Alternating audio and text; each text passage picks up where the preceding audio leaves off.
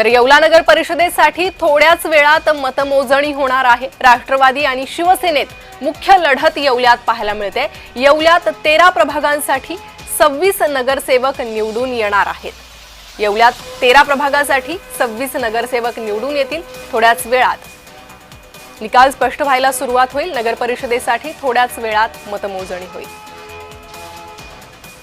अधिक माहिती या संदर्भात घेऊयात। आमचे प्रतिनिधी नरेंद्र बटाव येवल्यातून माझ्यासोबत जोडले गेले आहे। नरेंद्र, काय परिस्थिती होती प्रचारादरम्यान आणि आज काय निकाल लागेल? किती महत्त्वपूर्ण हा निकाल ठरेल? हो, नक्कीच प्रणिती, बघितलं तर येवला नगर परिषदेमध्ये राष्ट्रवादी विरुद्ध शिवसेना अशी नगराध्यक्ष पदासाठी सरळ लढत बघायला मिळाली होती।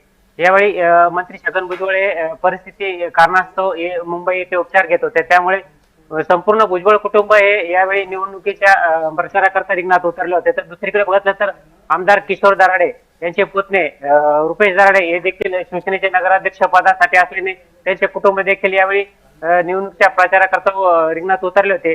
एकंदरीत बघितलं तर नगराध्यक्ष पदासाठी शिवसेना विरुद्ध राष्ट्रवादी याची सरळ लढत यावेळी बघण्यास मिळाली होती। एकूण शहरात 13 प्रभाग असून 26 नगरसेवक निवडून देण्यात येणार आहेत। तर याकरता एकूण 90 नगरसेवक उमेदवार या रिंगणात असून त्यापैकी 26 नगरसेवक जिंकून येणार आहेत।